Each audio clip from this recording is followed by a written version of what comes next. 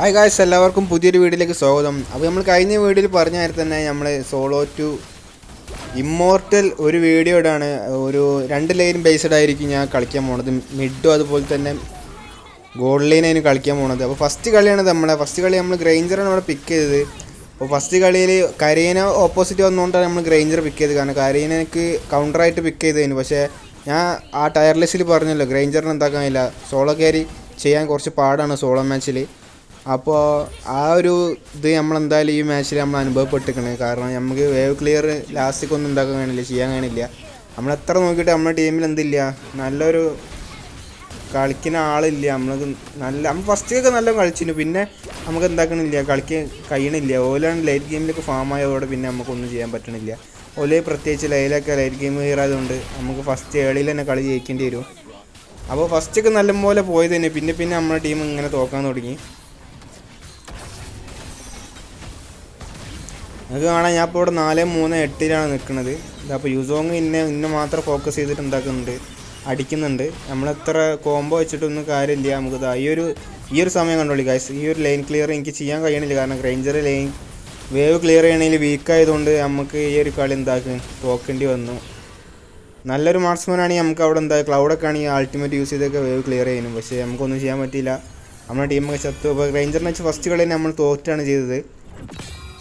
അപ്പോൾ നമ്മൾ മിത്തിക്ക് 22, നമുക്ക് എന്തോ ഭാഗ്യത്തിന് പ്രൊട്ടക്ഷൻ ഉണ്ട്. അതുകൊണ്ട് നമ്മൾ എന്താക്കില്ല, നമുക്ക് സ്റ്റാർ കുറഞ്ഞില്ല. നമ്മളതിനും ഈ കളിയിൽ ഏറ്റവും കൂടുതൽ ഡാമേജൊക്കെ കൊടുത്തത്. പക്ഷേ നമുക്ക് പറഞ്ഞിട്ട് കാര്യമില്ല, നമ്മൾ ഫസ്റ്റത്തെ കളി തോറ്റി. രണ്ടാമത്തെ കളി ഞാൻ മിഡാണ് എനിക്ക് കിട്ടിയത്. മിഡിൽ ഞാൻ ജോസിനാണ് എടുത്തത്.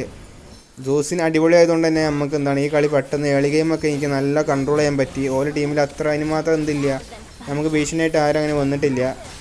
ഒരു ഫുള്ള് ടാങ്ക് ഹീറോ ആണ്. പക്ഷേ ജോസിനെ വെച്ച് ഞാൻ നല്ലോണം എന്താക്കിയാണ്, അങ്ങോട്ടും ഇങ്ങോട്ടൊക്കെ പോക്ക് ചെയ്ത് വിട്ടിക്കണ്.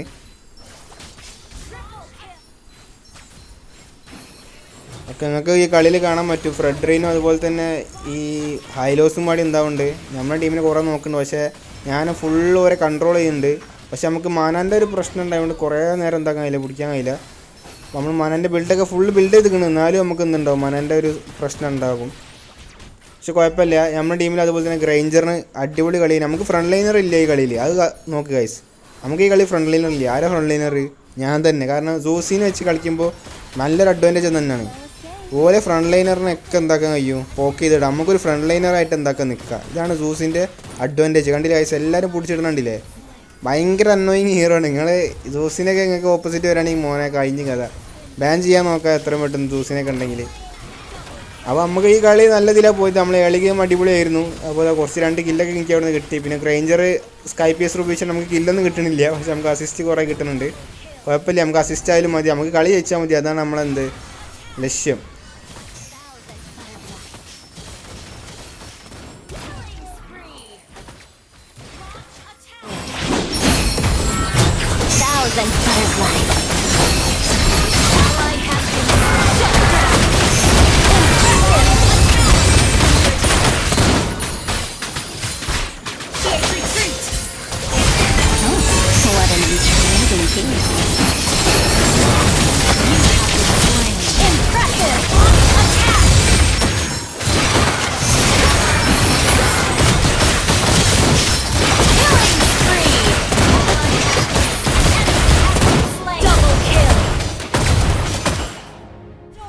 അപ്പോൾ ആ ഒരു മാച്ച് കുറച്ച് നമുക്ക് ഈസി ആയിരുന്നു.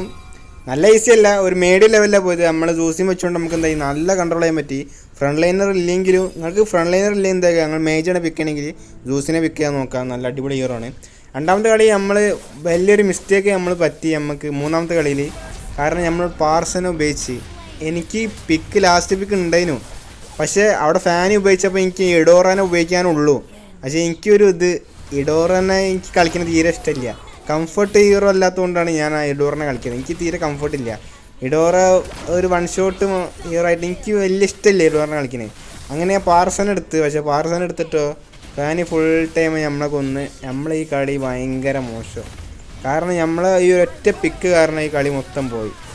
നമ്മൾ എത്ര നല്ല കളിച്ചിട്ട് കാര്യമില്ല, നമ്മളെ പിക്ക് മോശമാണ്, ഈ കളി പോയി ഗൈസ്. പാർസൻ എന്ന് പറഞ്ഞാൽ ഏറ്റവും ടോപ്പ് മേജാണ്, അടിപൊളി മേജാണ്. പക്ഷേ നമുക്കൊന്നും ചെയ്യാൻ പറ്റിയില്ല. കാരണം നമ്മൾ കൗണ്ടർ പിക്കാണ് മൊത്തം വന്നത്. ഫാനിനെ നമുക്ക് സ്റ്റൺ ചെയ്യണം, ഏതെങ്കിലും മേജിനുണ്ടെങ്കിൽ നമുക്ക് ഫാനിനെ ഇടേനു. അതുപോലെ തന്നെ ബാക്കിയുള്ള എല്ലാവരും നമുക്ക് എന്തെങ്കിലുമൊക്കെ ചെയ്യുന്നു. പക്ഷെ നമുക്ക് ഈ കളിയിൽ ഒന്നും ചെയ്യാൻ പറ്റില്ല. നമ്മൾ ഈ കളി എന്തായാലും തോറ്റി. അപ്പോൾ 3 ഗെയിം പ്ലാണ് ഞാൻ ഈ ഒരു വീഡിയോയിൽ ഇട്ടത്. ഞാൻ മാക്സിമം ചെറുതാക്കിയാണ്. അപ്പോൾ അടുത്തൊരു വീഡിയോ എന്തായാലും ഇതിൻ്റെ ബാക്കി വരുന്നതായിരിക്കും. എല്ലാവരും സബ് ചെയ്ത് വെക്കുക.